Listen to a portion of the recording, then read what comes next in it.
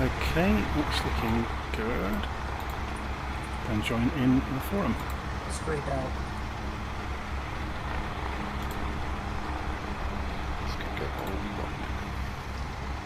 Hi, Jonathan. Hiya, how you doing? Evening. I've got a huge container ship going right So out. have I. A Maersk Line one. Yeah, Yeah, you got the same add-on as me then. Last flight I was on with him, he was definitely trying to do the sales pitch for that ship's add-on, that's for sure.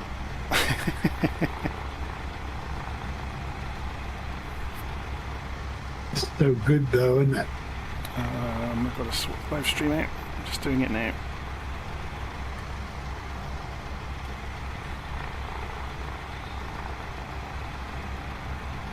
Good evening, radio check. Good evening. It's picking up speed. Anyone flying the Zero today? Nope. No, I was going for it, but I saw quite a few negative reviews, so I ended up just going for a livery to make my T6 look like a Zero instead.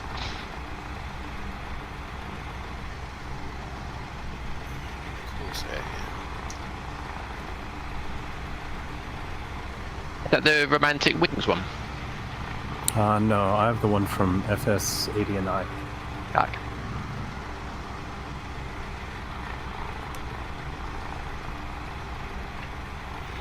Okay, live stream's up and running.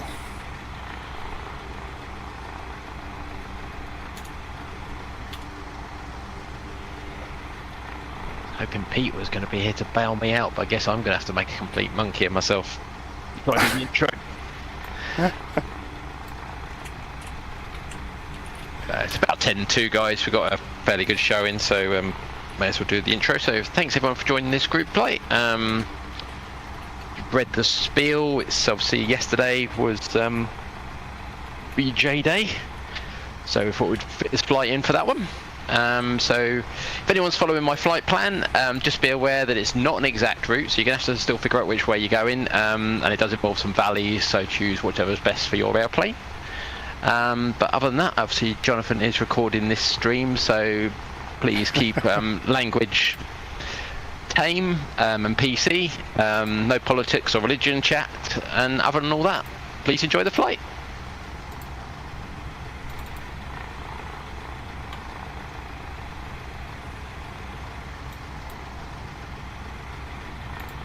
Got real weather on. I got some fantastic clouds. Yeah, so have I.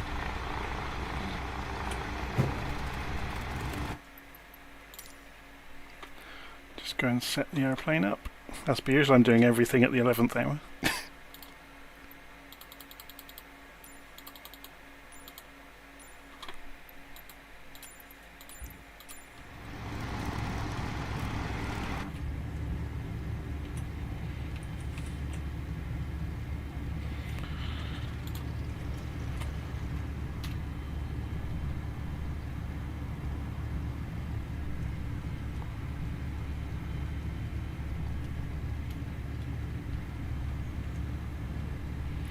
Going to go and adjust the sim volume.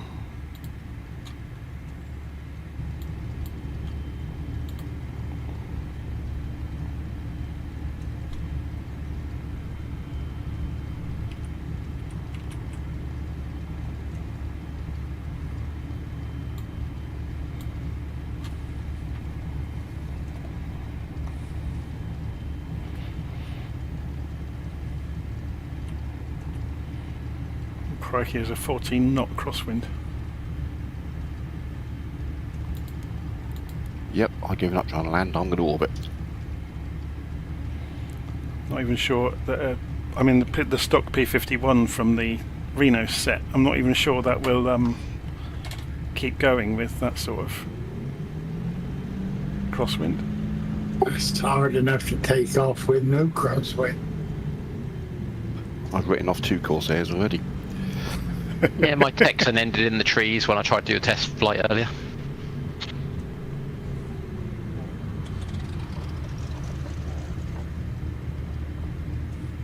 I'm feeling brave today. in the Corsair. Brave or foolish?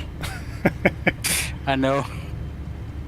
Yeah, same here. I wish I picked something I could actually fly. Well, I've never flown this P-51, so we'll find out what's going to happen in a moment.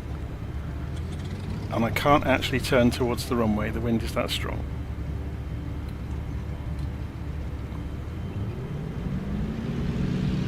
Full rudder and brakes. That normally does a trick for a nice tight turn. I nearly put the prop in the ground. I'm going to have to use slew. And then just gun it and hope for the best. You still running with no pedals, Jonathan? From your last video? Okay. Yeah, I well, can't hold a straight line. I'm going out towards the sea. Dodging through the aeroplanes. I had far too much experience with the Spitfire and DCS before I came back to Flight Sim that I had to have some pedals.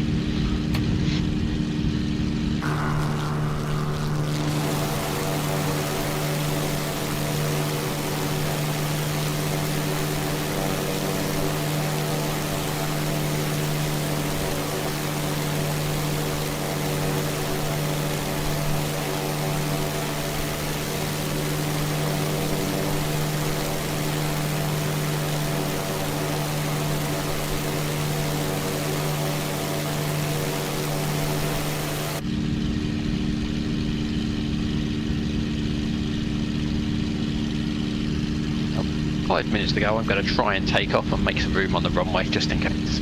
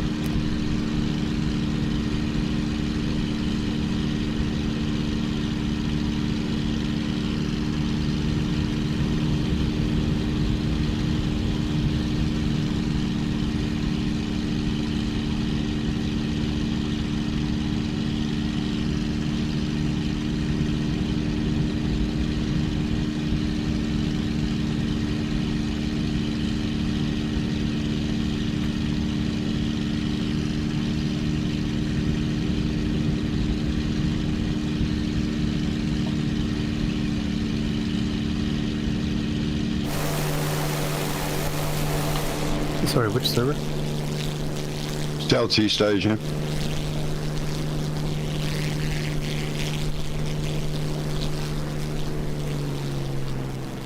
Number one.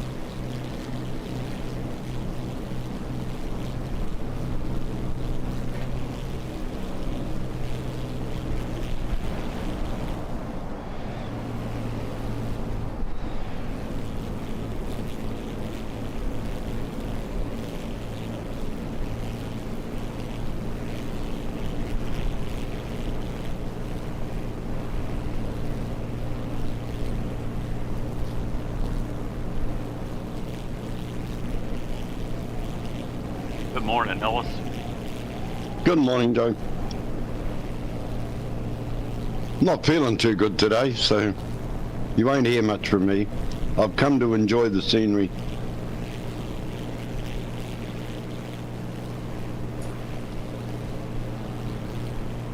Good morning, Elders. Did you actually get sick? I've been crook all bloody week. Just felt, I don't know what it is. There's a lot going around down here at the moment.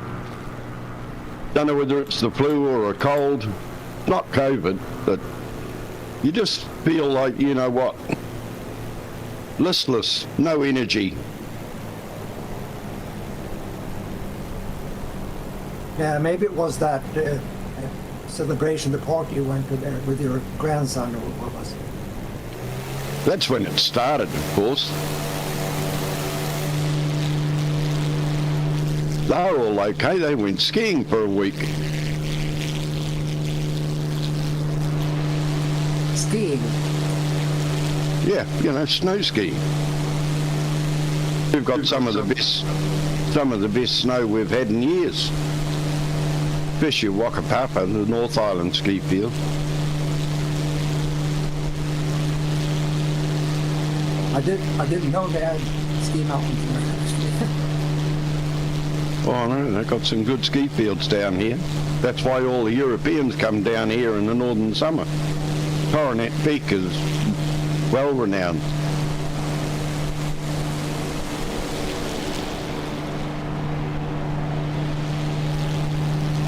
Yeah, the Europeans and the North Americans, they all flood here in the winter time because Aussies got nothing much.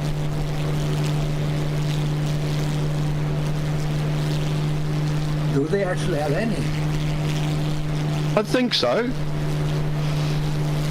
They've got one ski field down in the mountains in Victoria there somewhere.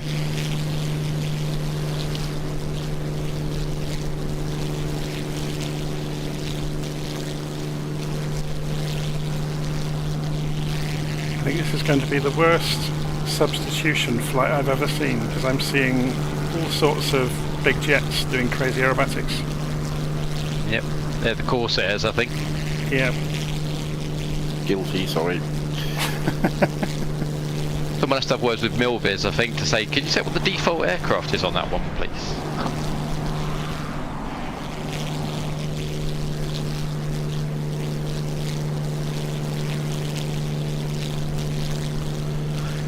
Okay, let's have a look at the map. So we're taking off from Miho, okay, and heading up to, around the hills, around Mount Fuji, over towards Tokyo.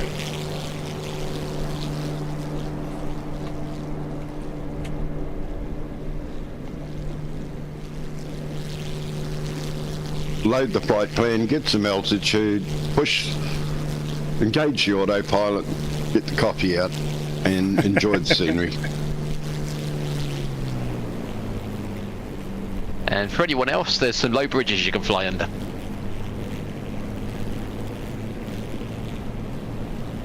Evening all, check up, King of the Swingers. Hey there. Hey everyone, I make it about 7 o'clock UTC, so I think I'll start making my way along the route.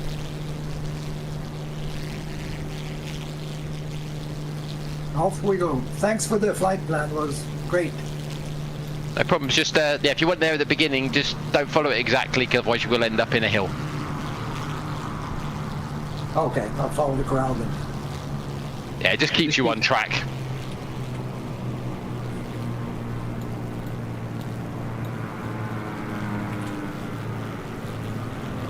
I saw that you put in the ILS frequency and the remarks there as well. That's really good.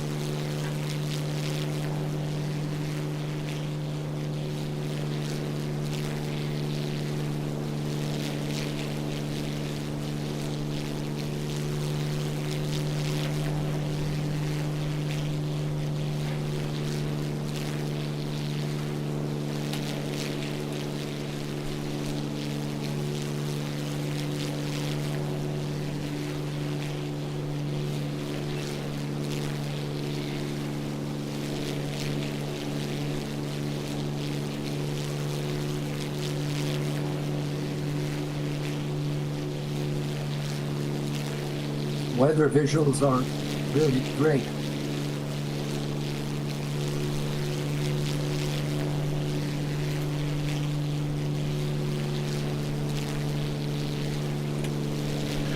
A few heavy showers around.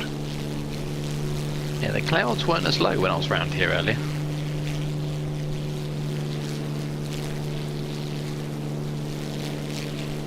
All adds to the fun.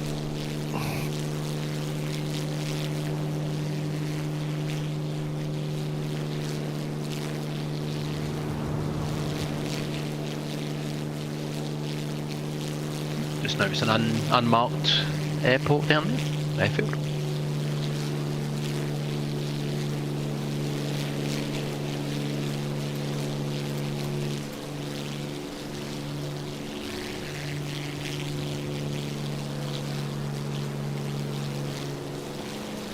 Someone's going for the bridges.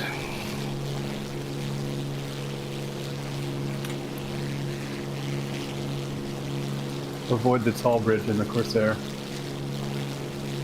Pull up must fly. With an engine.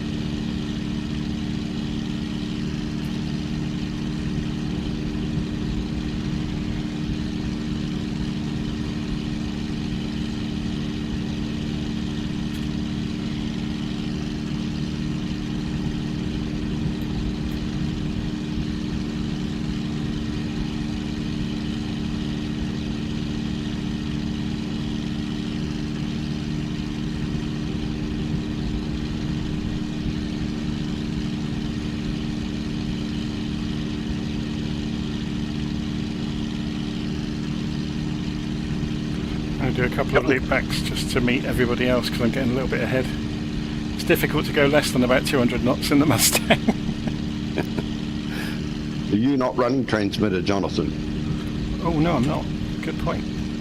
Well, I I'm can always see the- I can see in the sim, but not in little navmap.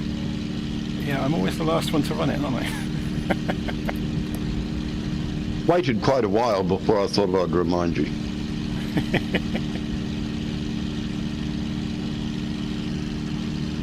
You're there now. Yeah.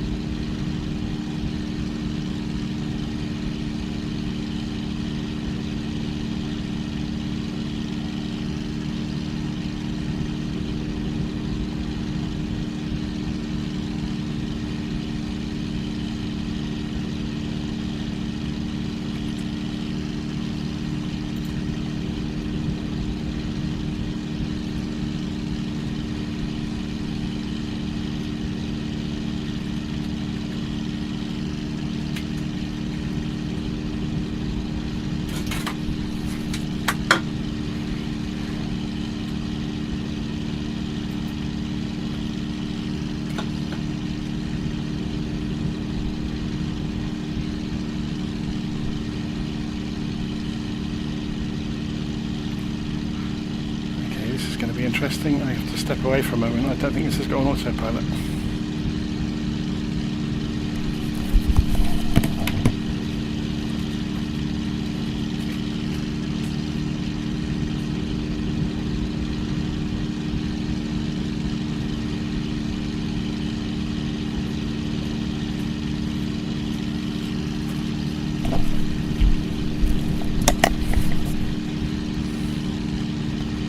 My trimming skills are better than I thought they were.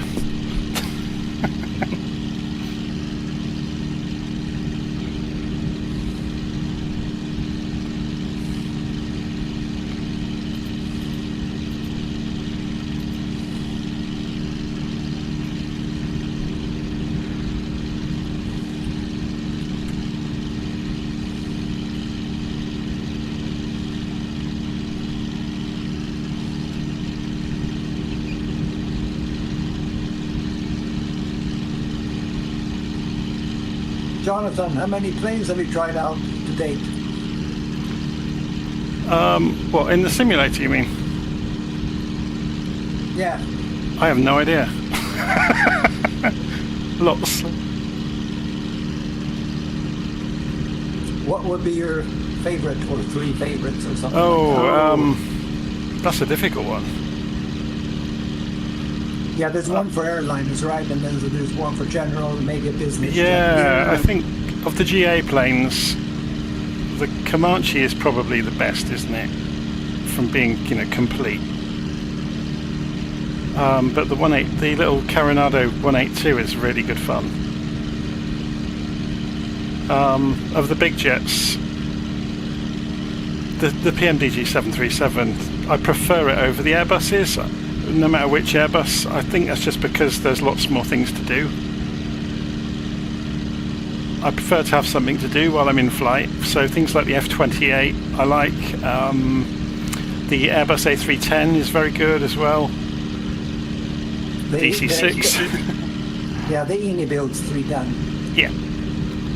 Just because not really to do with, them building a brilliant plane, it's just there's lots to do. So as the modern Airbuses, you do all your prep on the ground, you get off the ground, get to like 1,000 feet, switch everything on, and you may as well go and watch a TV program. Obviously if you're doing it properly with air traffic control, then you have to keep your ears open, but there's not so much to do, is there? No, I agree that it's nicer when you put some kind of stress on yourself. Yeah. It's a bit more of a challenge. Exactly, yeah. I think we're being heavy rain at the end of this valley. There's a rainbow over to the left. Yeah, I was seeing that.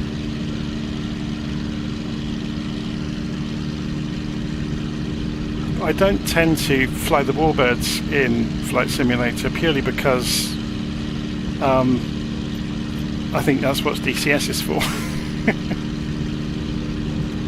Yeah, that's what everyone says. DCS is for that kind of stuff.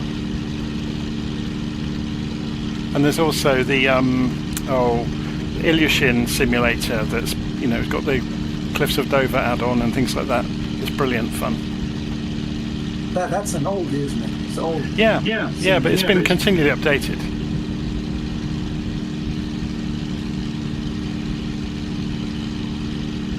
For me, it's more the warbirds are like for events like this, and obviously training.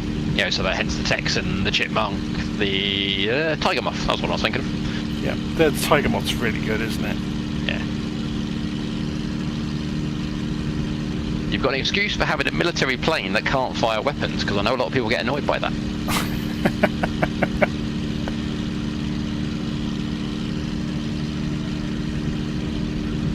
Yeah, they're all pacifists. For any ones at the head of the pack, just to warn you, when we do the right, it's a nice tight turn with a bridge to watch out for, so just a warning.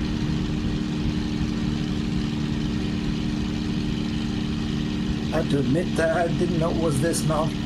Let's see this part. We don't have to go down to ground level or fly around this cloud.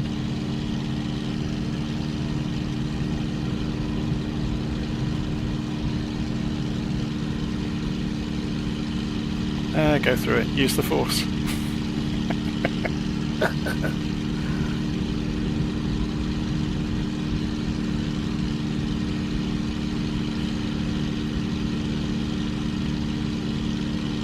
Make sure my pizza eater's on.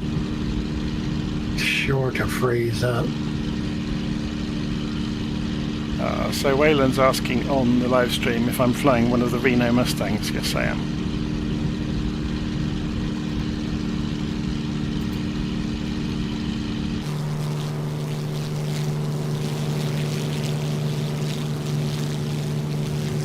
I think if you've got the weather not, if it's not set to clear, you're going to miss all the scenery. It's pretty good compromise at the moment. A bit of rain. Well, I'm flying up the river at 700 feet, and the mountains are spectacular, so it'd be a shame if you couldn't see them. Yeah, this is a spectacular view of the mountains and the river and everything. And if anyone else has got it, I'm getting a double rainbow at the moment. Is that even possible?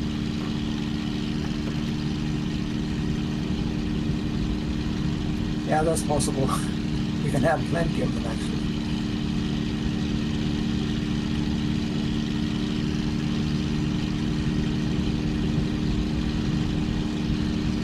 Right, so turning off now into a slightly nice tighter bit of hills, and this is where the route gets a bit vague, so definitely just remember to aviate.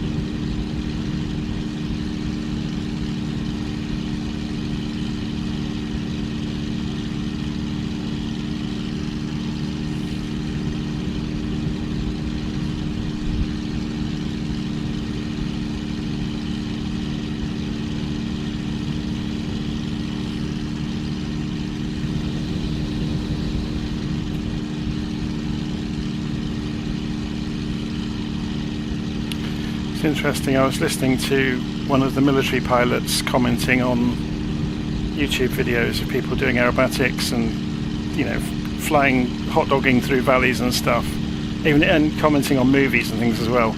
And they were on about the most common mistakes that movie makers make. And I think the biggest one they pointed out is rolling upside down over the top of a crest of a hill. To hug the landscape, particularly in a fast jet. It's so much fun. Yeah, but they never do it in the real world.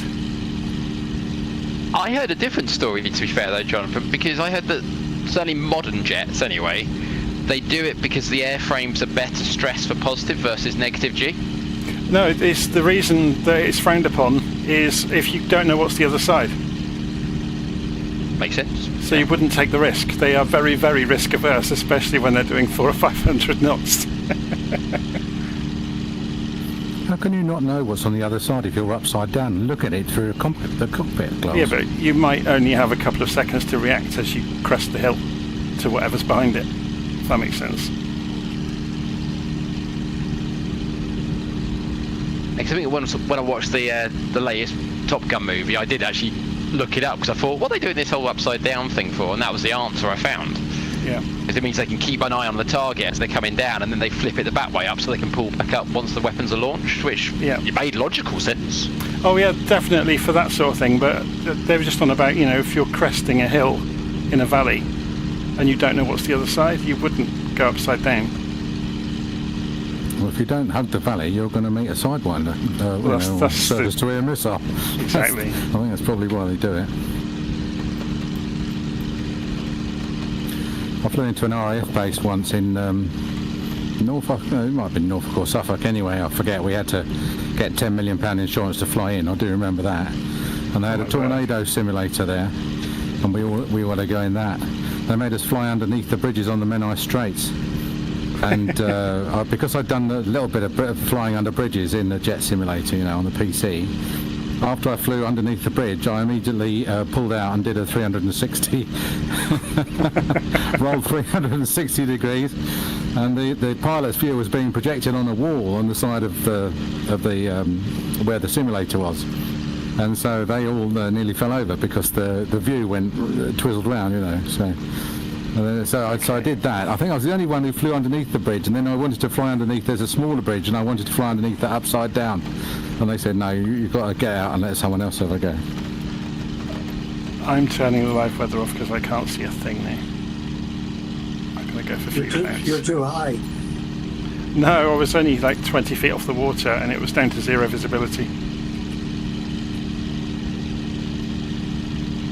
Well, it's a fantastic view. Is it Fuji off to the right? Yes. It is. Yeah, I'm about to turn around to it.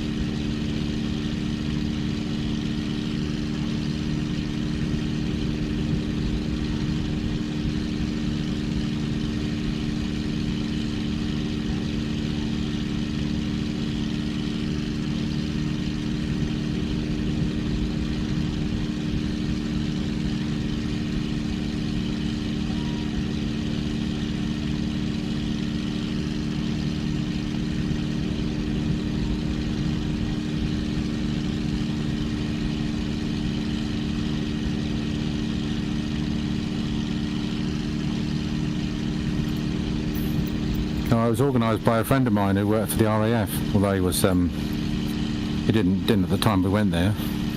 And whenever we used to go flying, he used to say to me, just turn right a bit, turn left a bit, and then we fly over these things that look like pig pens. And he would say, now what do you think they are? And I said, I don't know, they look like pig pens. He said, yeah, they also look like the sort of place that you'd store nuclear warheads, don't they? And I said, well, I suppose they do a bit. I suppose they do look a bit like nuclear dome, capped off underground storage. And he said, yeah, that would be funny, wouldn't it, if we just came across those? And of course, and I always used to say to him, like, what is it then? And he said, he always used to come back with some smart remark like, I could tell you, but I'd have to kill you. Or his favourite one was, I could tell you, but I'd have to put you through the shredder.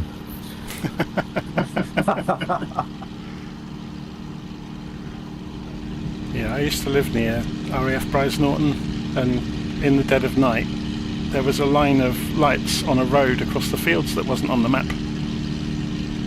And apparently that went out to some kind of arsenal that was underground. Between Bryce and Bampton. Yeah, none of it was on the map, was it?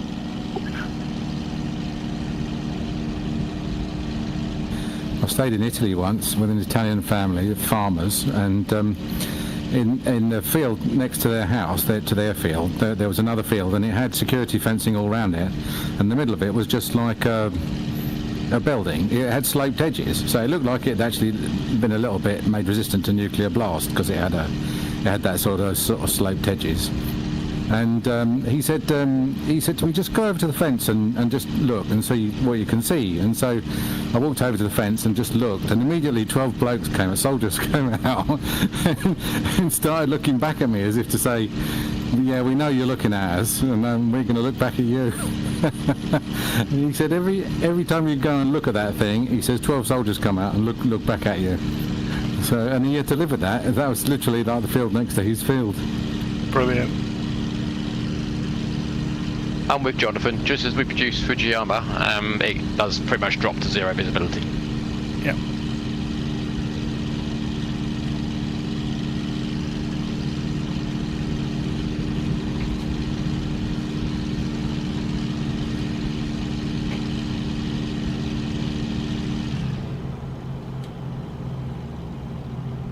Okay, I've just lost the engine. We're on our fuel.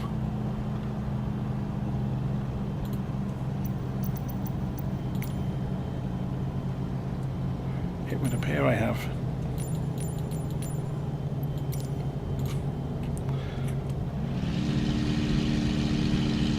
Oh, and now the sim's frozen.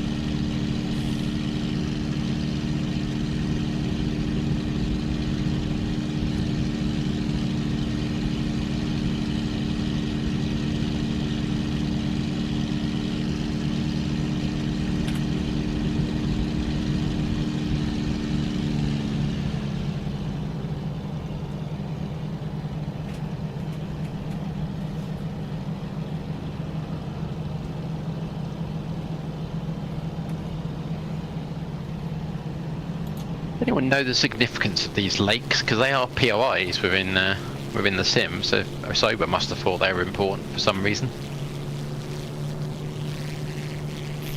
There might be waypoints, commonly used waypoints for people who are navigating. Bodies of water are always very popular as waypoints. Can I just jump in a second? Yep. Jonathan, is that you? Yep. Right, you did a PMDG 737 thing on YouTube, didn't you? How to fly Yes. it. It was brilliant. Cool. Thank you. I just wanted to pop in and say hello, and it was very good. Thank you very much. You're welcome.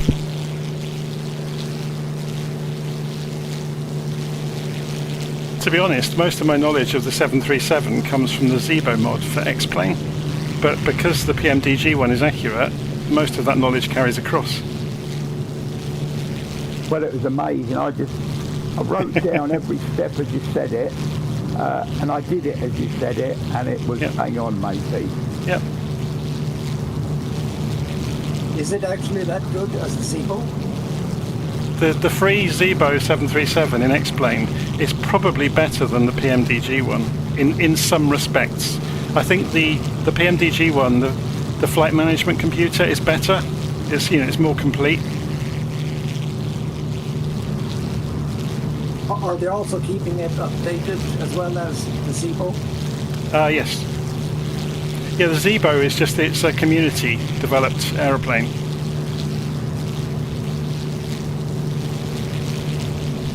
And it's free. The good thing about learning to fly the 737 is that there'll always be a 737 in any sim, even any new sim. There's always because it's so popular and so many people have learned to fly it, and also so many people who build home cockpits.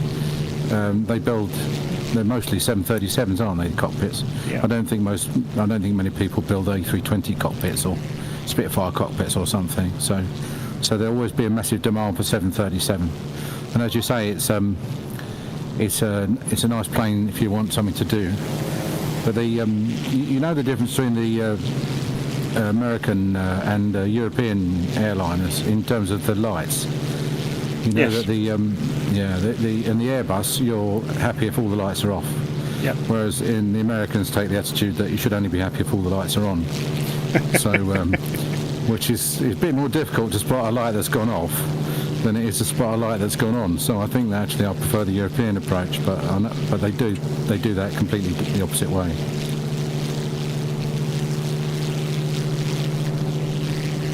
Well, thank you very much anyway, Jonathan. Cool. I'm off out now. Yeah, you're welcome. Thank you.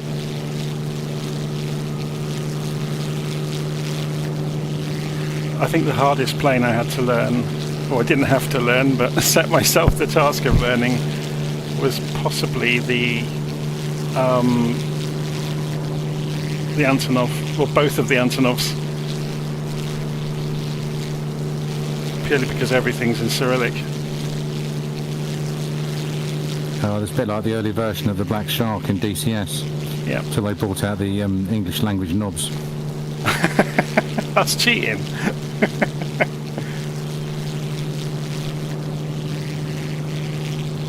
The funny thing is, I learned to fly the A10. Sorry, no, I learned to fly the A10, and I've got the Thrustmaster Warthog things, but you have to stay really current on it. You've got so many.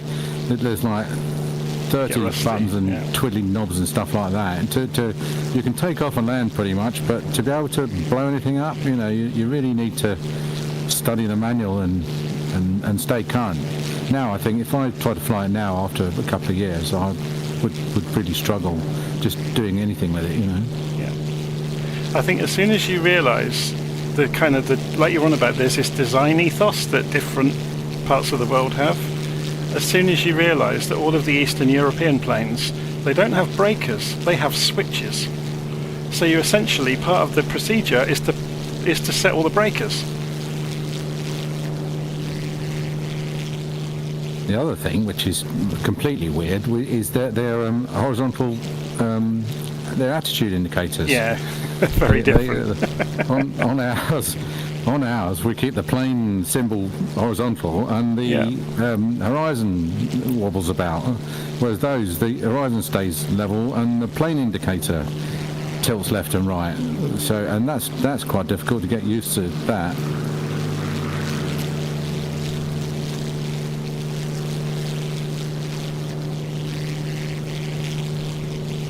There was a Mayday air disaster episode about that very thing, if I remember.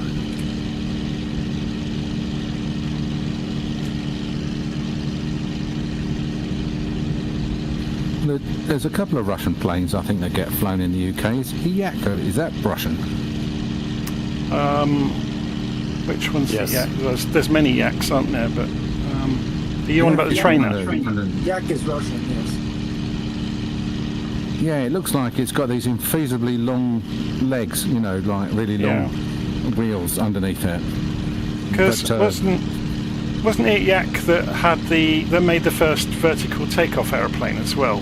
That's basically exactly the same design as the F-35, but predates it by 30 years. I think it was a Yak, wasn't it? I haven't heard of that, no. Yeah, the F-35 is basically a copy of it. You know, of the general layout of having a lifting engine and twisting the nozzles and all the rest of it. Do you mean the Yak 48 Forger, I think it was called? The aircraft carrier one. May have been one, yeah. Yeah, they got there way before. Credit.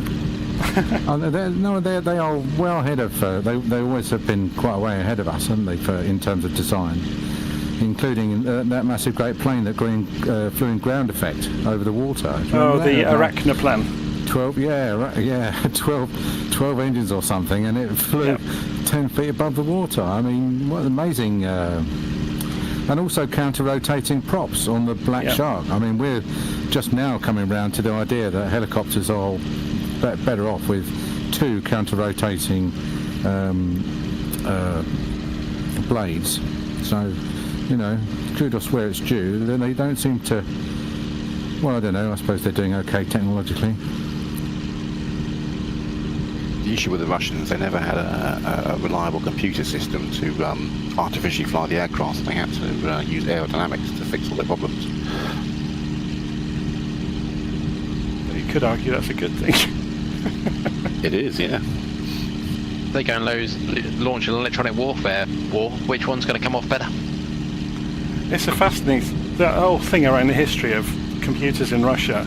It's a fascinating difference because all of their investment went in for the benefit of everybody. So they only built the big computers that independent people wouldn't be able to own them, and it was state controlled. So the investment went into shared computer systems. Whereas obviously in the West, with capitalism, whoever could afford a computer could go get one, which gave rise to all sorts of ingenuity and development. So, it kind of works both ways. Yeah, it does, yeah.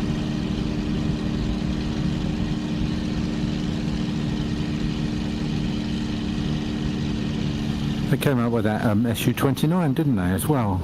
What was that, the Fulcrum? The one that could just jump to a screeching stop. Oh, the MiG-29.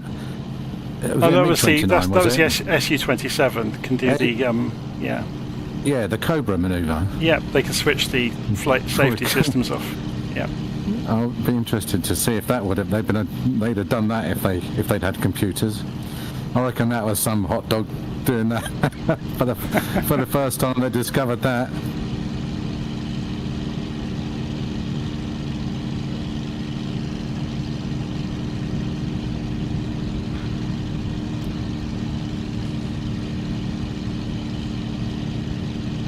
Trouble is, the Cobra maneuver, as soon as you give up your energy in a dogfight, you've had it. If you miss that shot, you're dead. Yeah, very similar to the if you've seen Red October, the Crazy Ivan. Yep. It's kind of a desperation move, really. It's interesting, actually, that whole region of design as well, with because obviously, yeah, some aeroplanes are inherently unstable and can be thrown all over the place, like the F-22, for example. But it's anticipating the nature of a fight that it would go that way. Whereas you get things like the Eurofighter, which up near kind of the Mach 1 realm can outturn anything, even still today. But it was designed to outturn anything at those speeds. You know, and at the trade-off of not being so good at other areas of its envelope.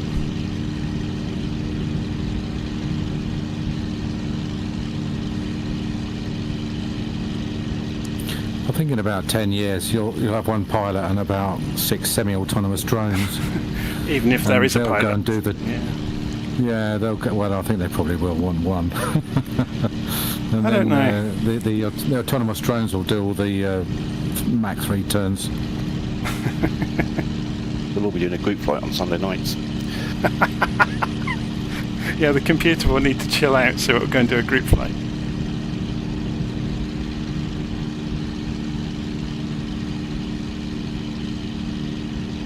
A lot of the front runners are getting to our first stop. That was actually going to be our break stop. We're actually making better time than I'd planned for, so it's up to everyone if they want to have that as our sort of break stop, or just carry on to the next one. I came here last night and I wasn't made welcome.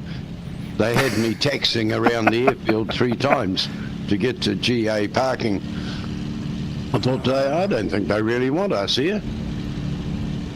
So don't bother calling up the tower, because they'll send you on a bloomin' turkey ride. So who else is looking forward to beyond ATC being released? That's how they sell more fuel. As much as, you know, I'm a big fan about not liking bugs, Jonathan, I wish they'd just get round to releasing it rather than all the hype. You know, it seems like, oh, we're going to be, what was it, the liveries thing they've got the agreement with now. Can you just release it? SLTL, yeah. They're sort of like predicting demand already. Nah, sounds cool though. Sounds great. Yeah, I'm looking forward to it a lot. I can't release it too quick. I've got to get my value out of pilot to ATC first. I don't know where you get the money to buy all this stuff. YouTube. No family in my case.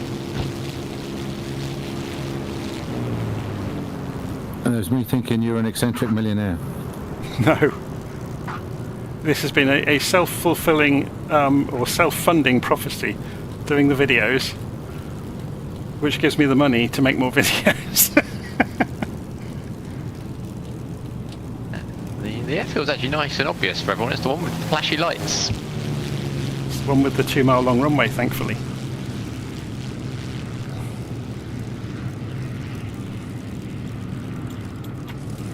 Probably where I'll write off another Corsair. So this is the rest? Full stop here? I think so. Yeah, people want to be. Yeah, it's about the halfway mark. We're about an hour and a half in theory to do flight. So. This is good, right? Just going to put onto the grass. I'll have a word with the chief stewardess. Tell her I need a coffee in about 5 minutes.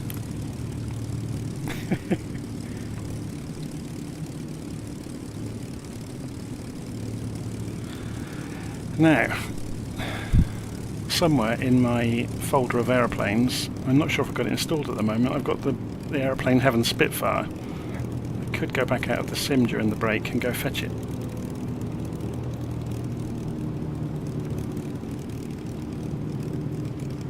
What was your reaction to the Reno 51, since you've been in it for a bit, Jonathan?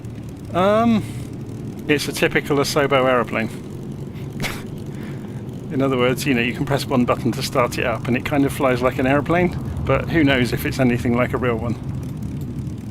You see there's the new Spitfire being released. Yeah, but did you see it's using the sounds of one of the other aeroplanes, so there's all sorts of shortcuts being taken with it. Well, it's a Mustang, but the Mustang had Merlins anyway. Right. We'll see. I'd have to go all the way out of the sim, wouldn't I? Although we've got a break for a few minutes. Yep. I'm using ILS. Yeah, sorry, I'm going to do it.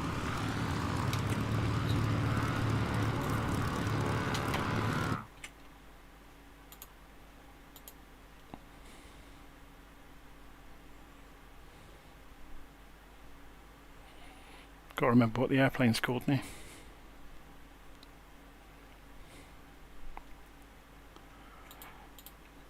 Of course, I have to wait 5 minutes for Flight Simulator to shut down.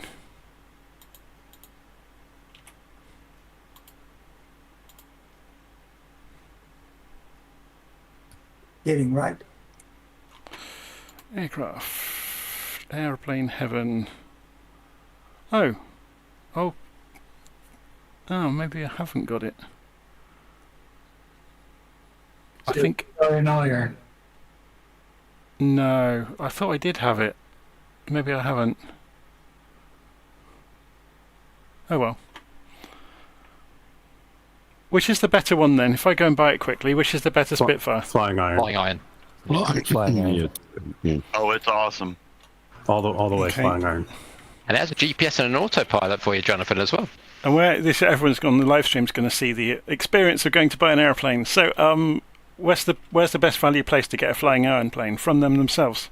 Yeah. Yeah, you've just missed out on a sale, unfortunately. But yeah, Or should I get a BF 109? that is the newest one, to be fair. It's quite good as well. I picked up the F6F today.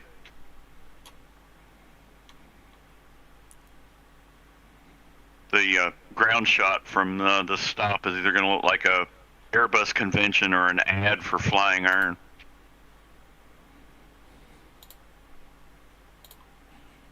And keep updating it too. You must go and fly it again. Ellis, I'm surprised you're not in the Texan today. Yeah, true. I thought I'd better stick with being off colour a bit. I better wear.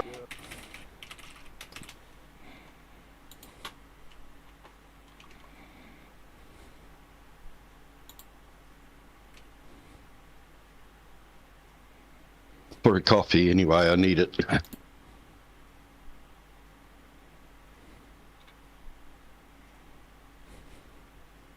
Yeah, I picked up that Reno pack a couple of weeks ago, and one of the first ones I took for a fly was that Texan. It's a lot of fun.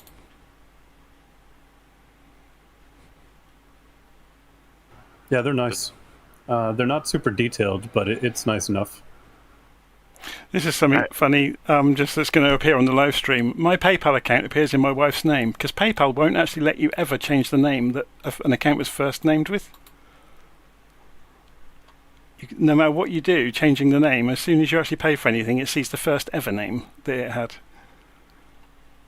Which I always think is quite funny.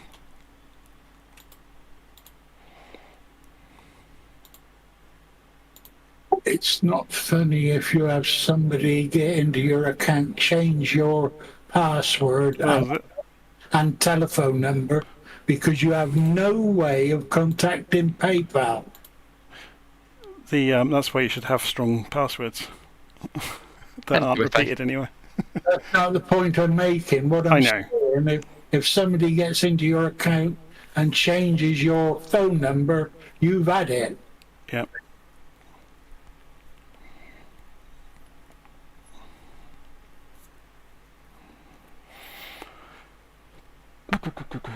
I no longer use PayPal.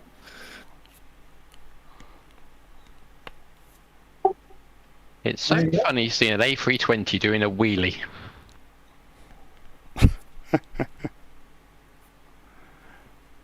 Won't be long. Just waiting for the download. I'm seeing a tail dragger. So, what is it? I think it's probably one of the Corsairs, I think, but... DC-3? Oh, okay, that one then, fair enough. I don't know.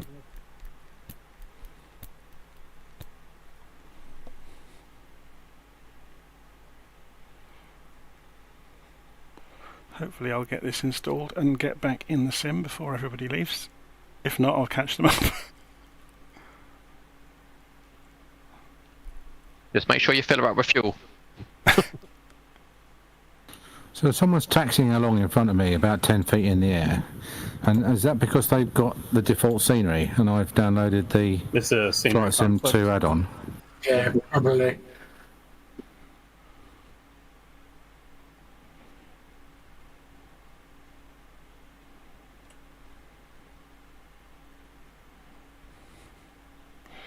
This is a dangerous game, innit? Doing group flights. All right, I'm saying, oh, I haven't got any warbirds, and in the middle of the flight I go and buy one.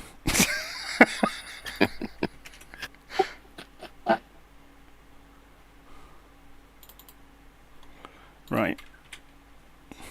Oh, I've been joined by the other Corsair.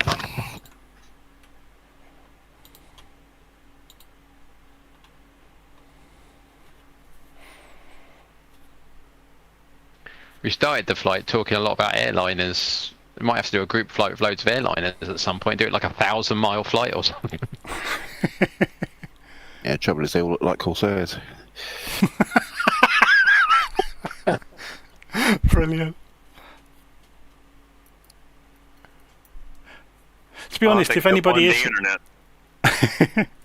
if anyone is interested in doing flights with the big airliners, that's what my air do week in, week out. So they all get together and they fly from A to B, and they have a kind of a relaxed air traffic control along the way that's an actual human that you can have a joke with if you get it wrong. Or get a rollicking for doing it. Yeah. Or if you miss the runway on approach and have to do a go around, then you will get some laughter from everybody. Which is pretty often. Yeah.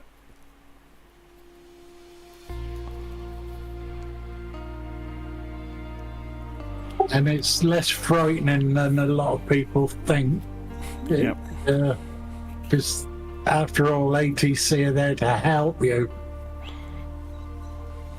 Who told you that? Oh no, it depends though. If you connect to VATSIM, ATC are there to test you. I'm not talking about VATSIM, I'm on about... I know. I can't help wondering if the release of this Beyond ATC, if it's as good as the demos look, it's going to put a massive dent in VATSIM. Yeah, because you just won't need it. Well, it'll still be different because it's still AI and it's a robot, but for most people, for learning, it will take all the stress out of it. Yeah, because it corrects you if you say it wrong, doesn't it? Well, no, it understands if you've missed something out of, like, reading your instruction back, and it will only ask for the bit that you missed out. You know, it will ask again.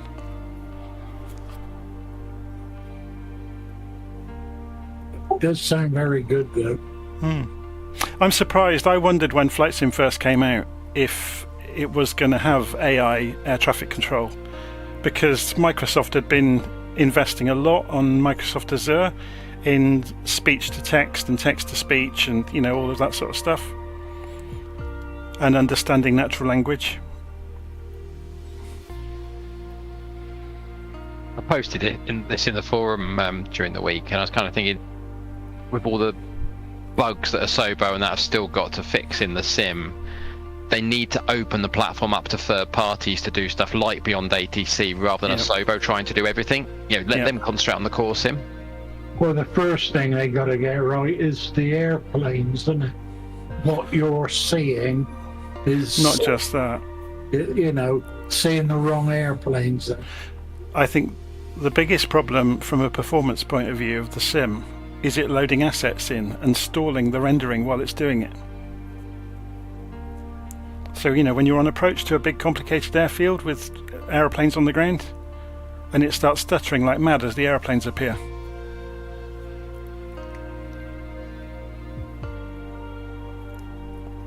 What graphics card are you using? 3080. I mean, mine stuttered on I had a 1080 and I've upgraded to a 4070, and to be honest with you, that problem's now gone. Okay, so maybe I am just running it too close to the wind. in terms of what I can get away with.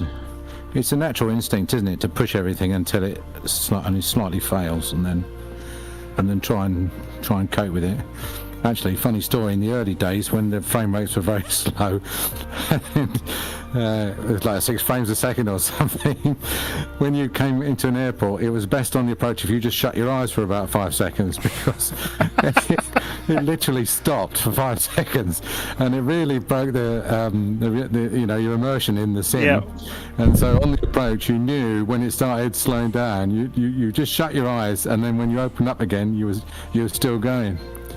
And those are the days when it got light. There was only like 256 colours for the sky, so it used to brighten up by complete shade every time it got lighter. You could really tell. Going on back into FSX, I remember going into Heathrow, which was probably one of the worst airports, going down to about 4 or 5 frames a second. Yeah. Even less than that at some point. Yeah, in this new sim, when they brought the add-on out for London, I actually speeded up when I got to Heathrow. It was the London scenery that was killer. Well, the original Bruce Hartwick ATC would have worked well, but the hardware wasn't really up to it, I don't think. So most people turned it off. And the problem was they just had to upload so much audio.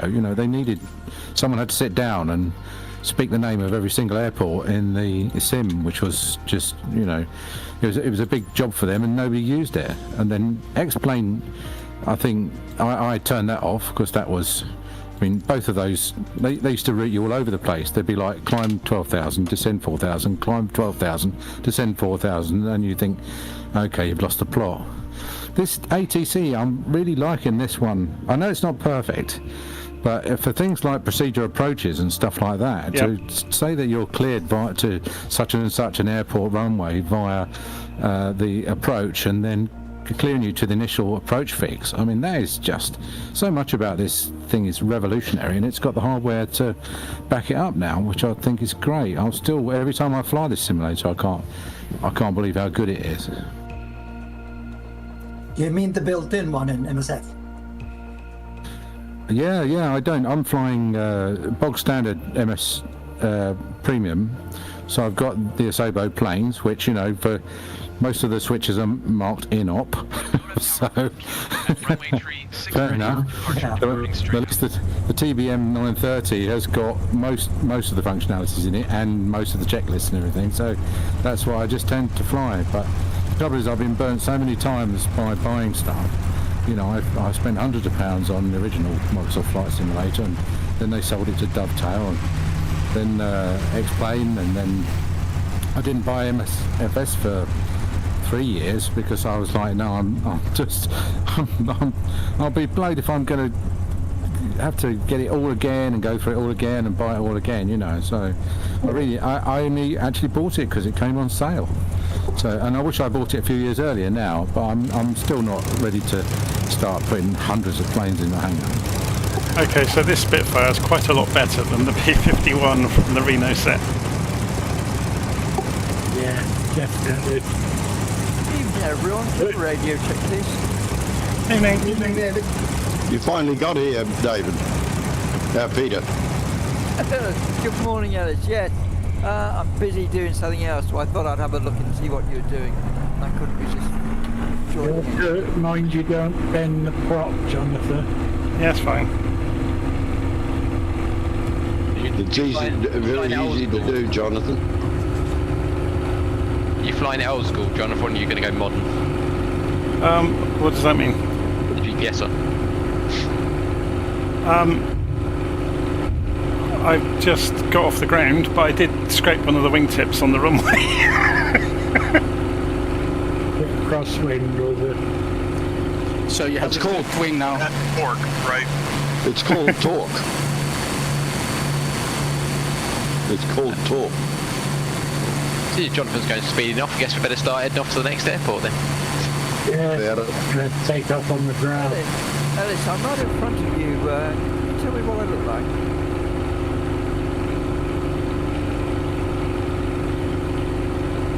You just passed me now. I can see a video coming with the startup procedure for this thing. There's lots of things to fiddle with. There's a lot of things to fiddle with. It's really cool.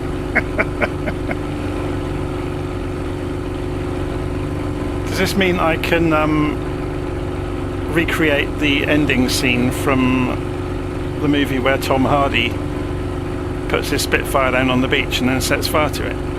Yeah, but he flies about 20 bloody miles. Yeah, and the one he sets fire to has got a broomstick instead of an engine block. It's amazing. It's a hell of a powerful broomstick he had in that aeroplane. No, it's the elastic band. Oh, I see. Brass man. So if I pull the throttle back, ooh, the engine makes funny noises. So you're all set, Jonathan, now for our Remembrance Sunday event in November now? I am.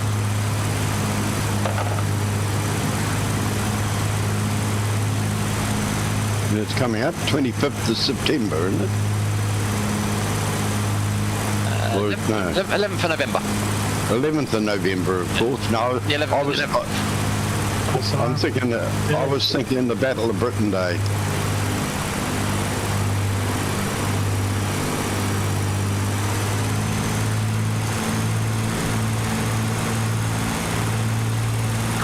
Sorry, Peter, but I haven't been able to pick you up. I don't know where you are now. I'm headed down to the runway now. So am I. I'm in the SF 260 and I just wondered what it came out for everybody else.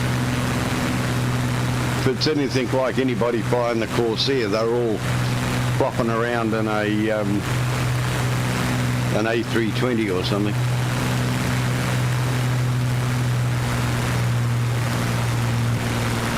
That's horrible model matching.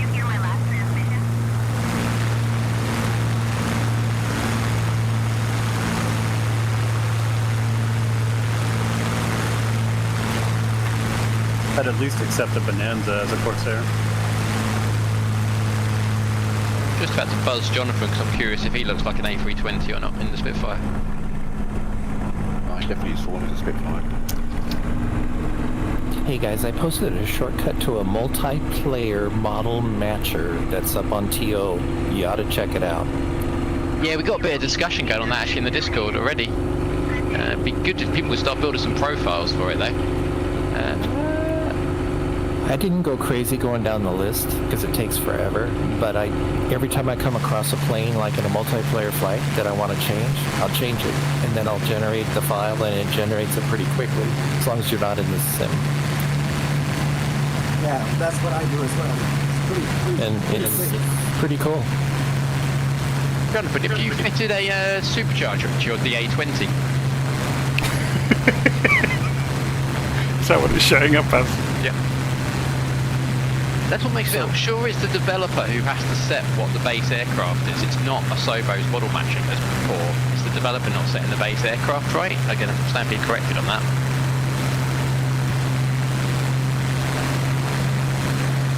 Well, in any event, the only planes that are looking weird to me today are the Corsairs. So I went and changed that. You just have to buy one. Oh, there you are, Peter, right in front of me now. What am I looking like? You can only get on my hands and knees and big every so often, you know, for a plane. Oh, that's useful. I think that's why they do it. What did you say you were flying? The Simon-Ketty SF-260. It's the only plane I know though where you take off with the propeller in like a plane.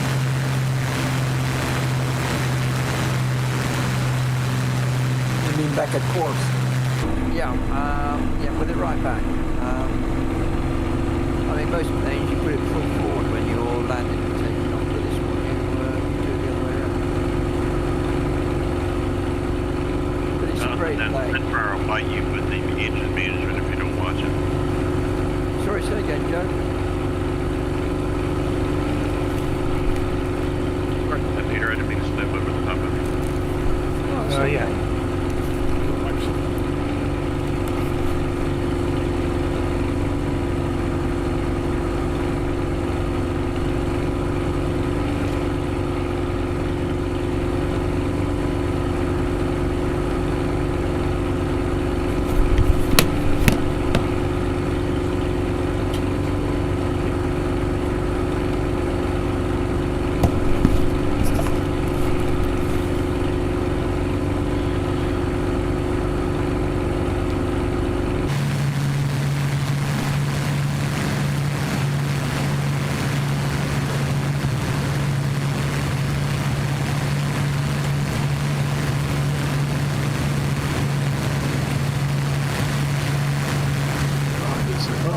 buildings in Japan.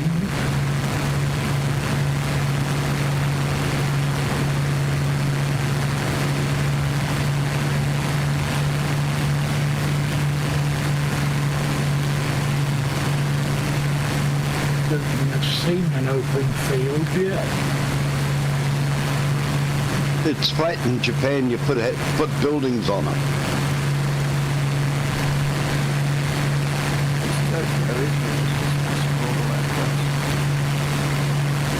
Tokyo looks very impressive from a distance, though, doesn't it?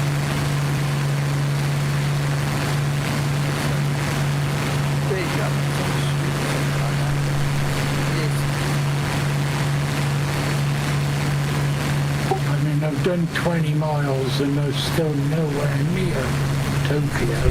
There's been solid buildings.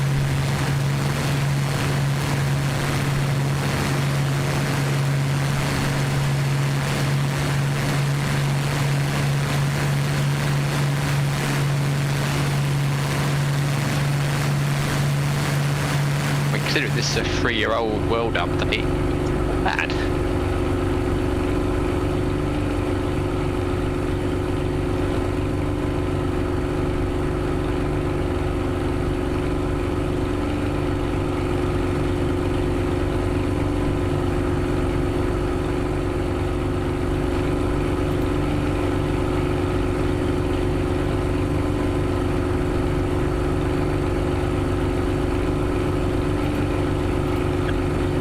Getting those toils out.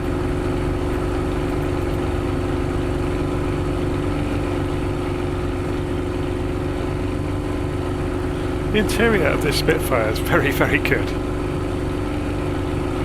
Because they did a good job on it. The toils are changing. I'm getting photogrammetry going to just photo scenery.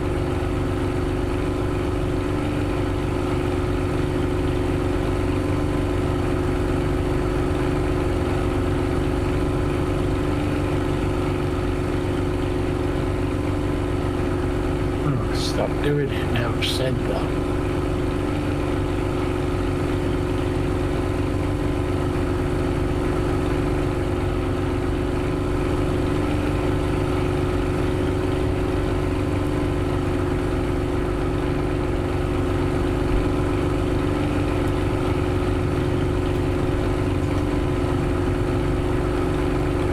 So the big question is, will the Spitfire spin?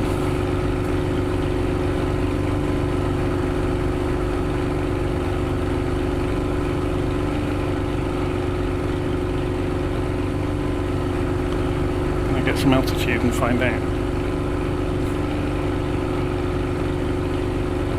Which version is it? Whatever the Flying Iron one is, I'm not sure. Looks like a late model, yeah. Well, you've got two versions in that one. Regular wings and clipped wings. This is the regular one with the elliptical wings. So I think the reason they clipped the wings was to increase the roll rate, so it might spin better.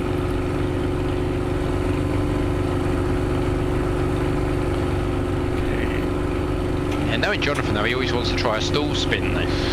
Yeah, I'm about to do it. Remember your bed and the prop. No, I'm several thousand feet in the air. So it's only if you hit the ground.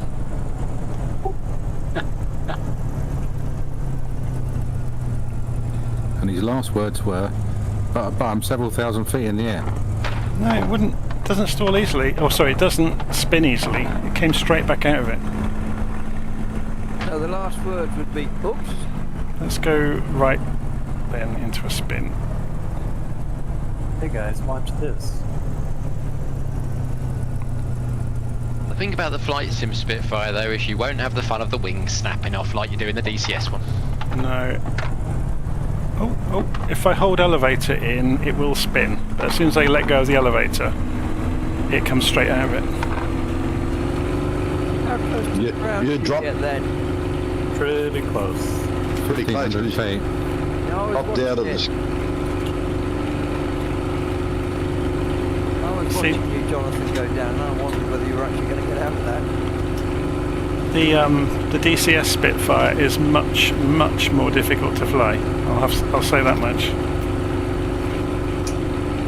Flying? Maybe not. Getting it off the ground, yes. The DCS Spitfire, you spend half your time trying to keep the tail behind the rest of the aeroplane, using rudder all the time. A bit like the DCS Mosquito then. Yeah, wanders all over the place.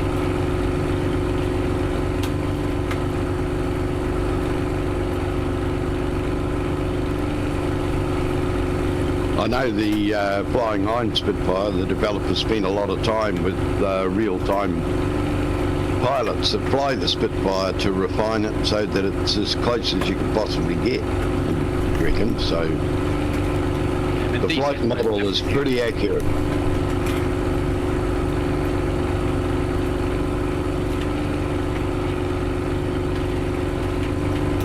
The joke I was making about the wings snapping off, I read an actual audio, I was listening to an audio book from actual history, and they did plenty of times where they did long dives against BF 109s and the wings didn't snap off.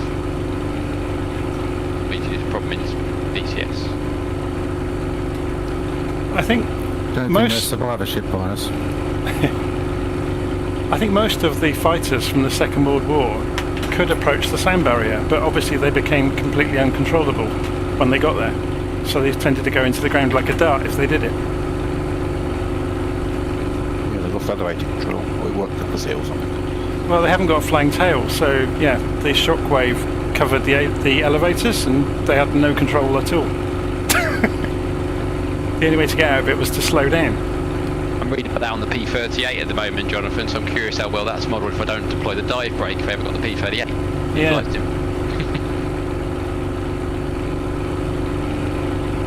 P38 will put you in the compression stall unless you hit that brake. Then you do go into the ground like a dart. Yep. So they have modelled that in flight sim, yeah? Yeah, I experienced that during a group flight. It was great. Haven't tried it in IL2 yet. I need to try it in that. That's when you need the digger simulator.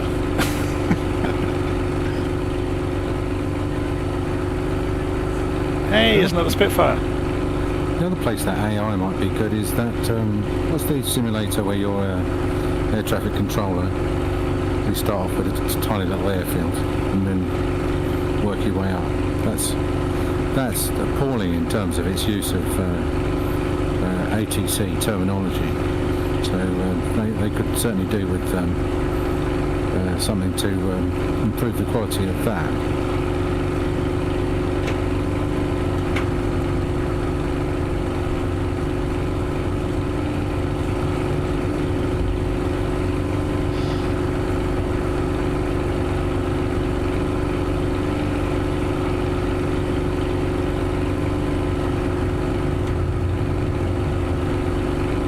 Runway 01 or 19, depending on your preference, everyone.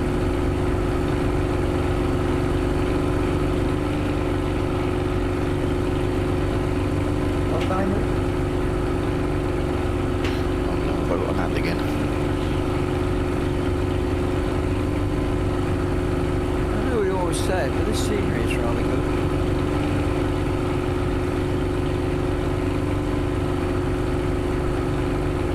Yeah, I thought, I mean, that was sort of one of the other reasons for doing this flight around this time, Peter, is that it was 3 years ago they did this world update, and it's holding up pretty well compared to the new ones.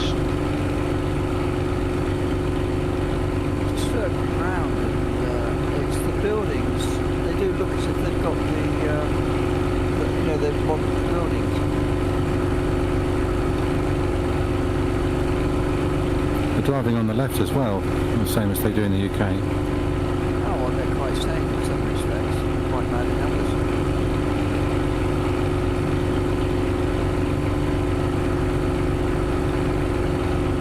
I mean, driving on the top side of the road does mean there's less accidents.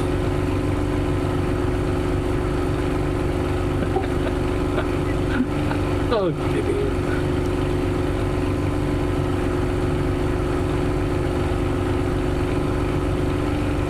Well, let's face it, if you ever driven in France, I mean, they don't know what side of the road to drive on. They drive on both sides in Italy. See what I mean? just, if they drove on the left-hand side, didn't know where they were. That's what they said in Malta when we hired a car. They said in your country you drive on the left, and in Europe they drive on the right. We drive on the right. He said in Malta we drive down the middle. I have to drive in the shadow. It's a suggestion in Italy. Just trying to remember. It was quite early in the Spitfire's life, wasn't it, that they started having the injected carburetors where it wouldn't die if you stayed upside down for more than a few seconds? It's the same going into a dive. I think it was like about Mark 3 or 4, wasn't it? They fixed it. Wasn't there the adaptation that they named after the worker who put a washer or something in the engine and they called it Mrs. Something's Hole? Yeah, it was. I'm sure that's the history of Brilliant. The flying upside down in a Spitfire was a modification. It was called Somebody's Hole. It was a woman that came up with the idea. And the main difference between that and the 109.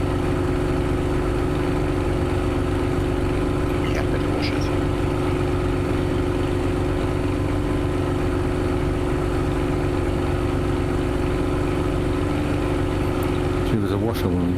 Oh, I can't even believe I said that.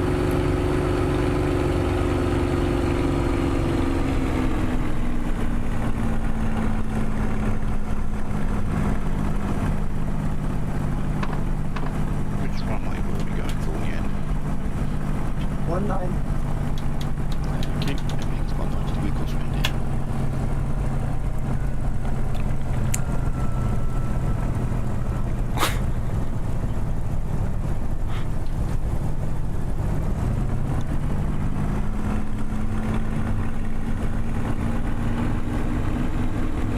I'm at the wrong end of the airfield then.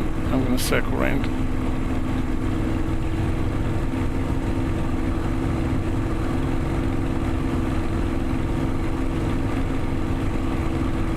Japanese seem to love crosswind.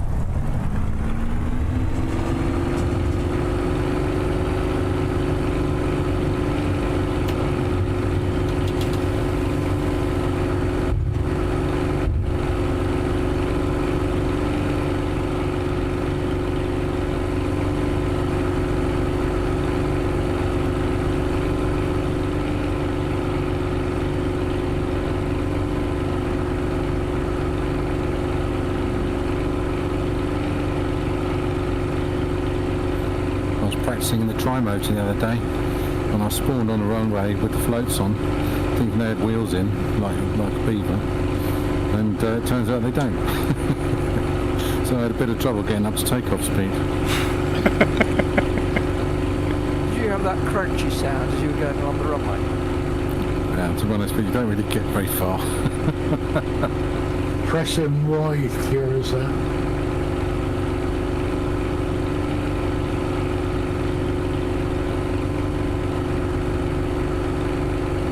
Call sign after that is Sparky, right? You try to crash on one, or the snow.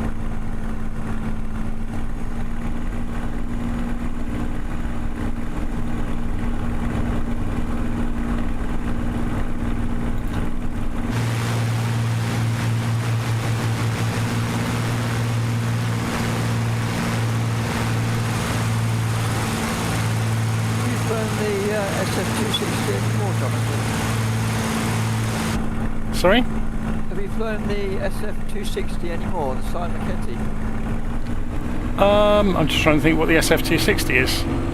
It was the one where you found that if you had full flap it gets quite interesting if you don't push the throttle forward on landing. Oh yes, no I haven't. Is that the Italian jet trainer? Yeah, you have to have the spoilers out and full flaps to slow down enough to land. It's the prop trainer, isn't it? Not jet trainer. Yes, No, it's a prop plane, but I think they put people on it going to trade up to jets. Wasn't that the one that was equipped with guns that shot down the United Nations Secretary General, Jens Stoltenberg? It might be. It's very popular in Africa. Oh, I'm thinking of a different aeroplane then, sorry. I'll have to look that one up. It's got little stubby wings with wing tanks, I think. Yes, it does have wing tanks. Oh, I know. Yes, I do know the one you mean now, yeah. It's the one with the appalling sound set. Yeah.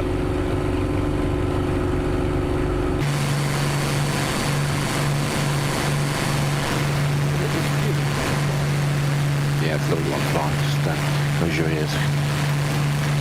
You go into the generator set.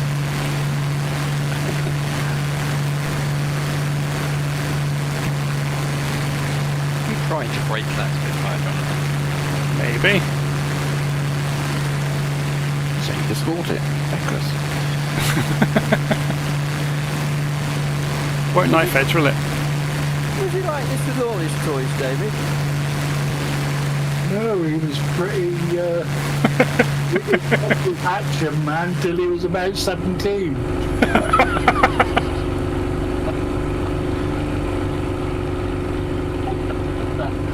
That's a fib, but no, he was very good with his toys. I did have a radio control Spitfire at one time, only a little one. I only ever flew it a few times, I think. I had one on wires that he went round in a circle with till he got giddy and crashed it.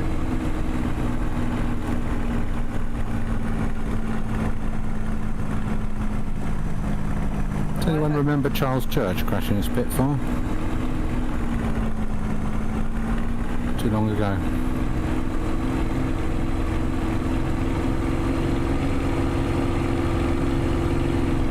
Trying to think of the occasion, I can't remember.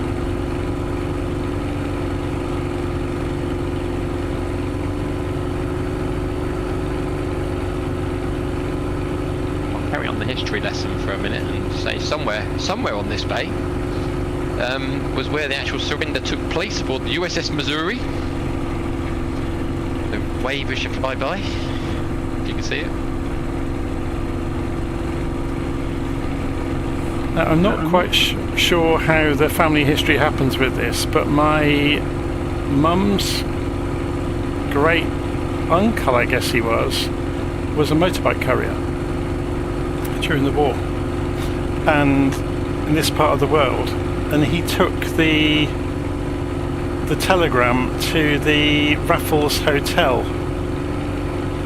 to notify them of the outbreak of war. In Singapore, was it? I think.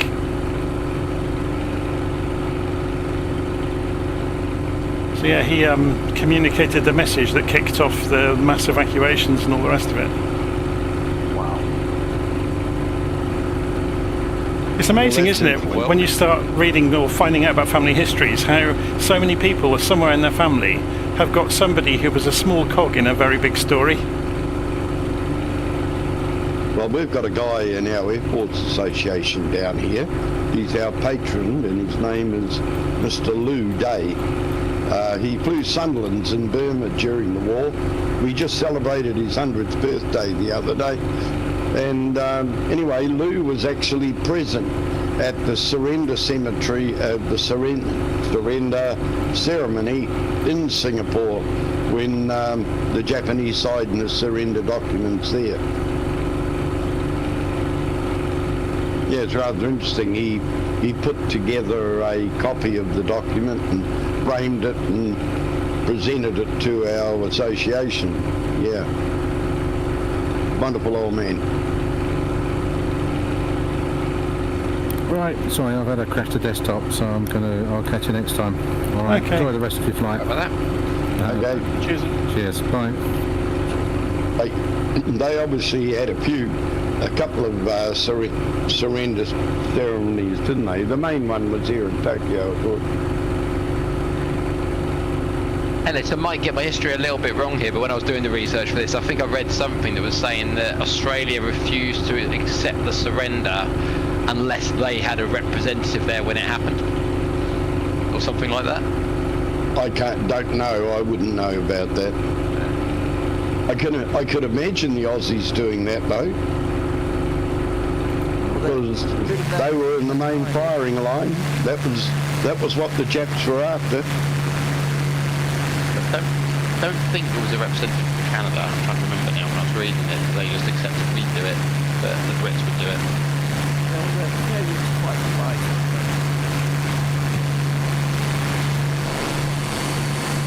I'm about to watch two ships crash into each other, I think. The tanker and a cruise liner. And a coaster's about to hit the back of the cruise liner. You're probably watching that Spitfire flying over them. Not looking where they're going. I'm not sure they're moving, to be honest. Good to see they've kept the kamikaze tradition alive as well. Yeah, I think the coaster's about to go straight through the cruise liner. Or miss it by inches. Flying over, away. There's no boat. Evening, everybody. Evening. I saw the live stream and I thought I'd just drop in.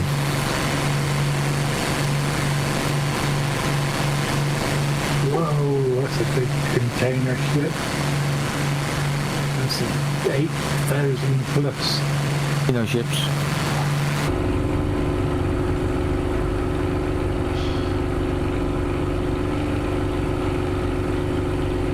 Runway 0220, everyone. Maiden for.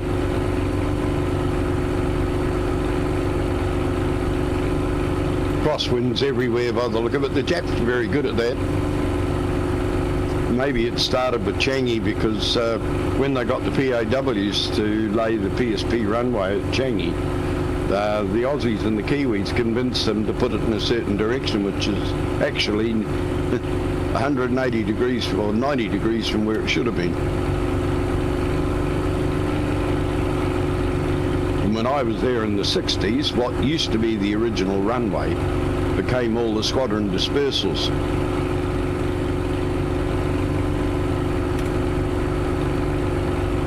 So 20 is the bell off.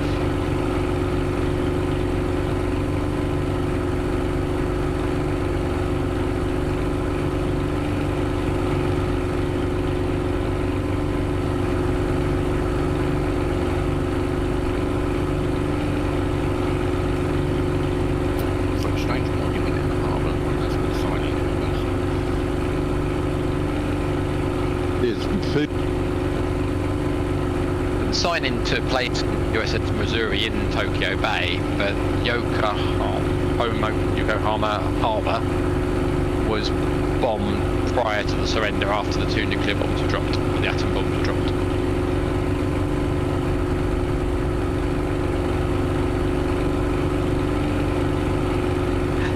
gonna post it in the videos book section on the Discord. But I'm reading the book at the moment, which is basically about the last fighter pilot, and it's effectively someone who took off in wartime but died in peacetime around this sort of time. So it's quite an interesting read. Pretty much, yeah. It was still dogfighting after the surrender happened, basically. Across this bridge goes out to the middle of the bay and then it goes underground, doesn't it? Yeah, there's like a vent in the middle of the harbour. There's huge tunnels underneath here. There's like a huge sump that I think they've dug under the ground, where if they had a flood in the city, they can open the valves and, you know, there's enormous underground chambers. You can go and visit them.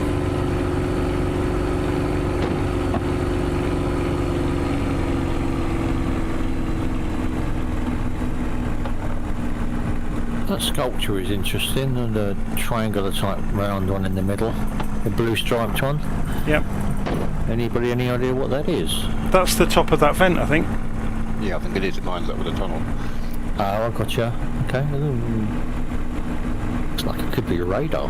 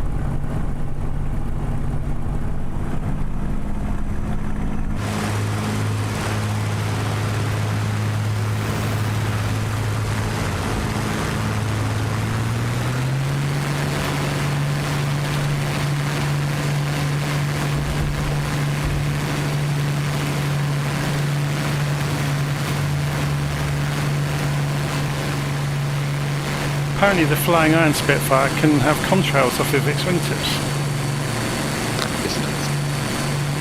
Yeah, I've just seen yours, Jonathan. And it will flick roll as well.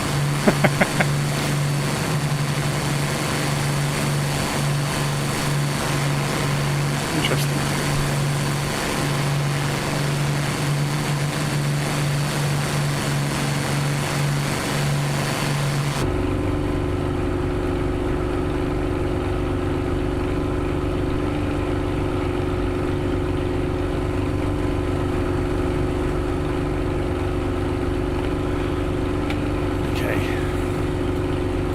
Around Yokohama, and then we'll be on to our final destination.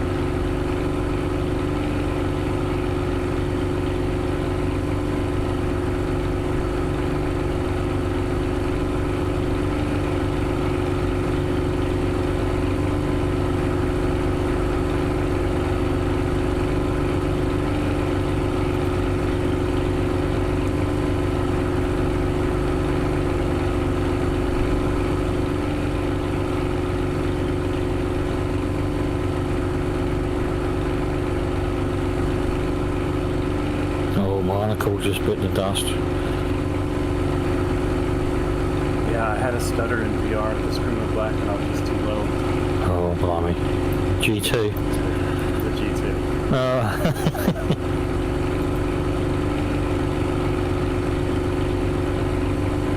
G2 death.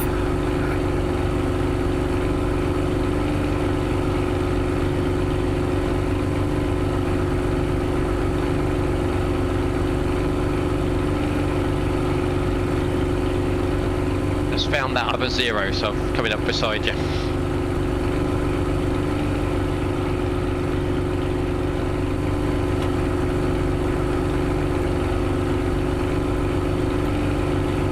My new car was built here in Yokohama.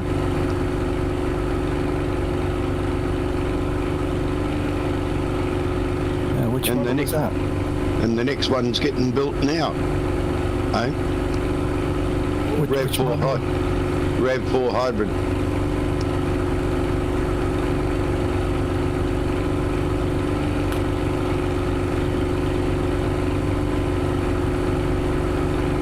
I love it. It's that good. I've gone and ordered another one.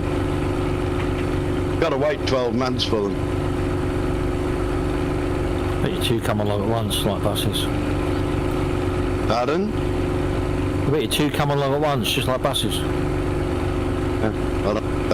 Apparently they're in such high demand that Toyota now have a worldwide allocation for each country. They give the country the allocation, they pre-sell them, they build your car to your specification and then ship it to you. We got our last one.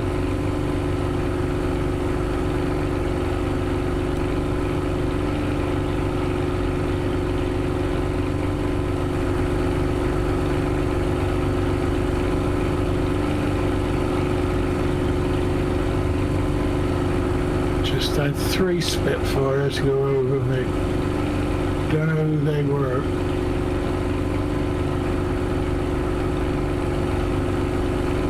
And they sounded like Spitfires. Yeah, there were 2 Spits and a P-51.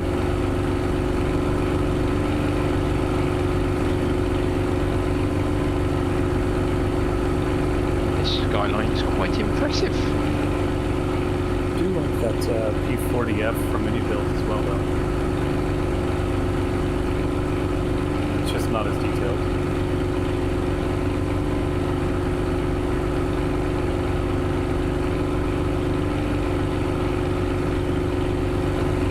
Oh, I got fly under that bridge. Get ready. Clang.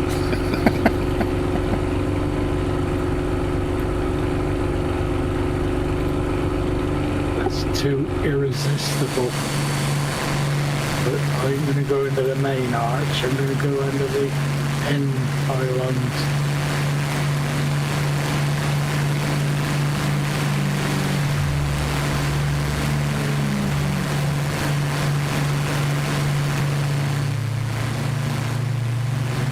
There's no aircraft carriers for us to land on, so I thought I'd just pick the runway that's out in the water instead.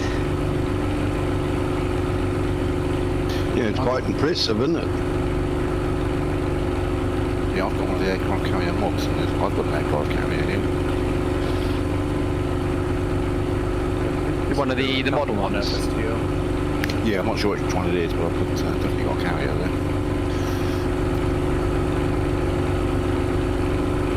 Does your aircraft have a tail book? Well, I'm in the Corsair, so it should have, yeah. It does. And it's functional. I have enough trouble on 18,000 feet of concrete. With those, don't you have to run their extra bit of software, or is that just for the catapult launch? Yeah, one of them does. You do have to run the extra bit. What runway at Tokyo?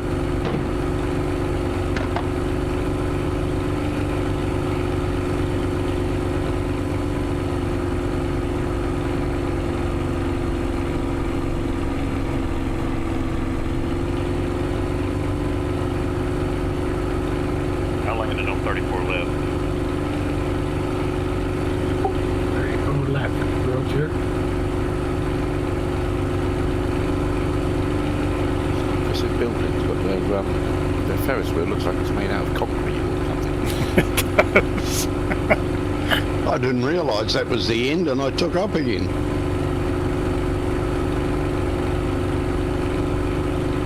You got a bit more time for some more landing practice. Yeah, I'll do a circuit and have another go.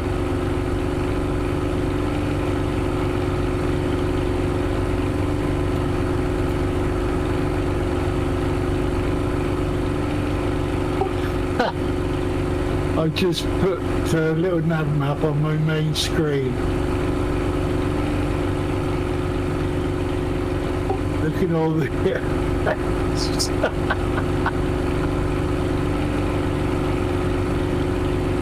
there's quite a lot of us. No. It's AI. I've got what do you call it on? FSLTL. Yeah.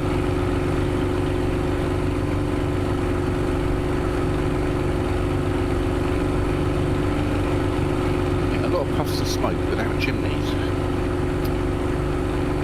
If you look now, you can see it's ridiculous. There is no parking spaces.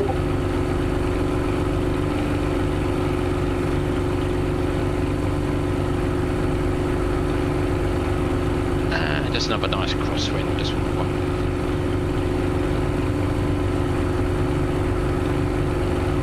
Right frequency 111 decimal 70.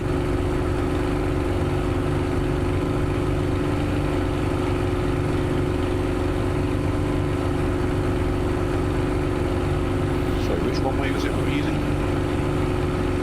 053. Thank you.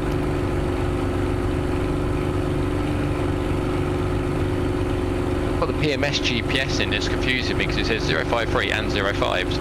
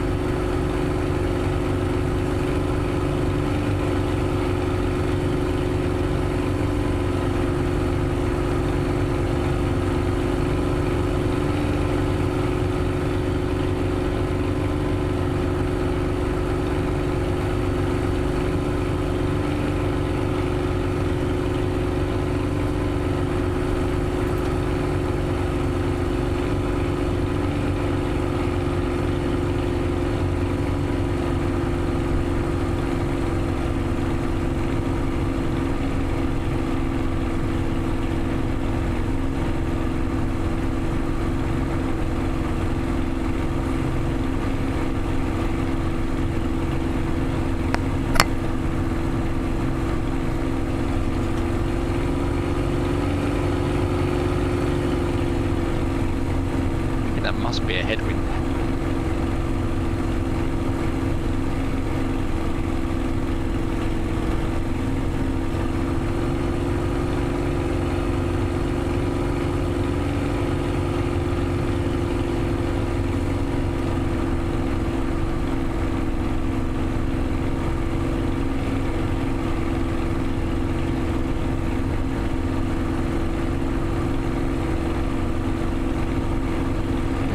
If it helps in your new plane, it's a 14 knot headwind more or less on 05.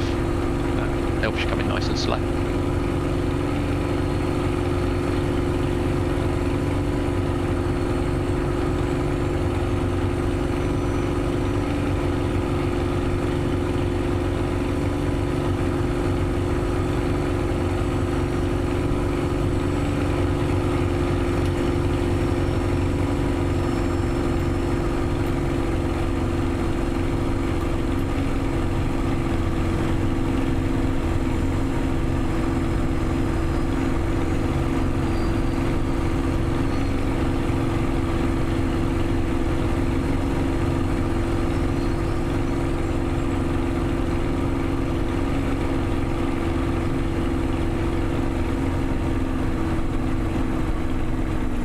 That was a really nice flight plan. Thanks for the flight.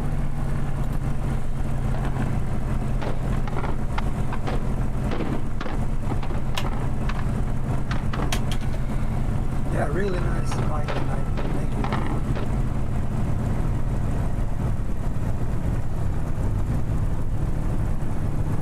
Who's called?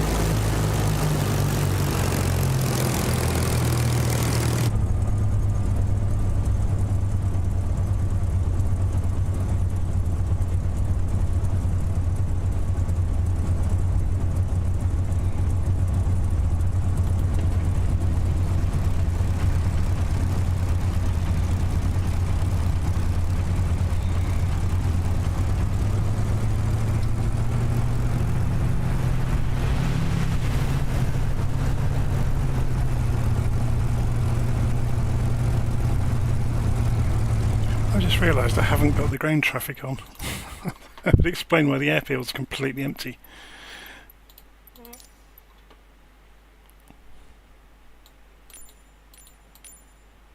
You just want the whole place to yourself, too, Jonathan. Yeah.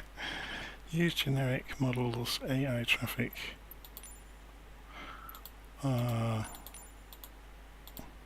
Actually, no, I'll put that on. That's better.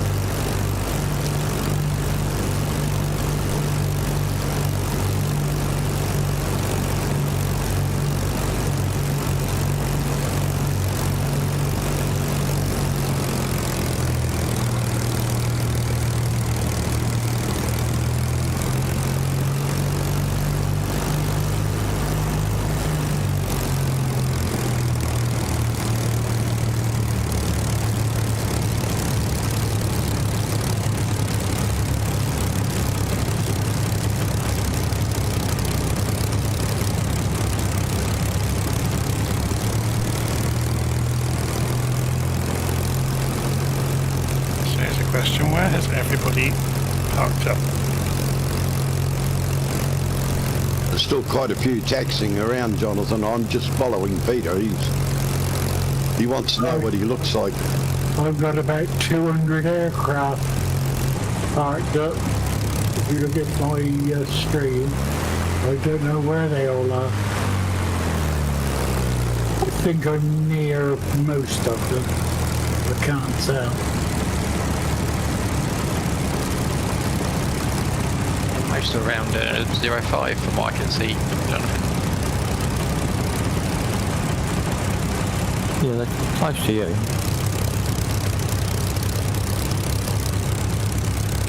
Although there's a little bridge that crosses. Not the main one, the little small bridge. Too much of a challenge.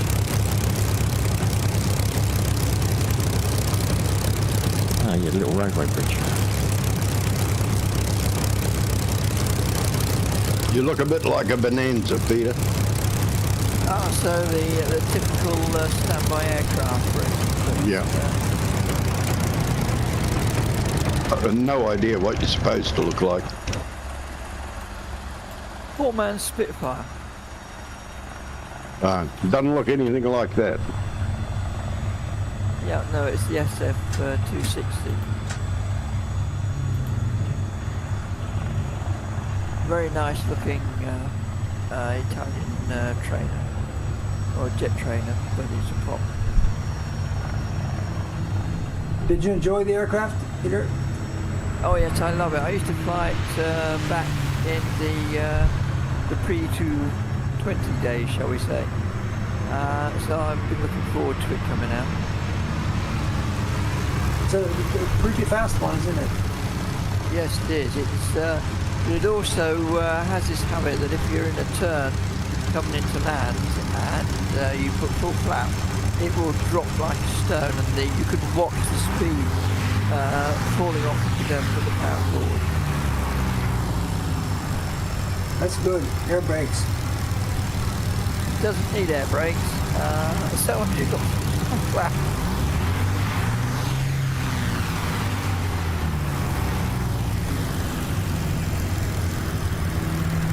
I've never seen that one in my country. Oh, I saw one at Farnborough at the PFA rally years and years ago. And I thought it. It's an aerobatic one as well, isn't it? Yes, it will do.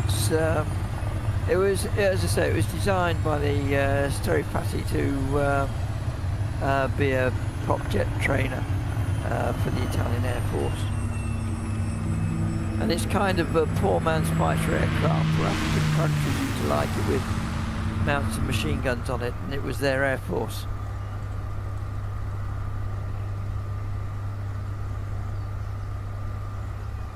The steam gauge. Oh Oh yes, you're looking at 1950s cockpit really. Okay, so they ended production at that time as well. No, it just changed manufacturers, or the original manufacturers were bought out, and so it has got updated, the cockpit, over the years. But this one is, I say, 1950s cockpit. I have to have a look. I saw it. There's a few reviews on it, and it's, so you can see what it's like. But it's a lovely plane to fly. Right, so I'm going to end the live stream. Oh.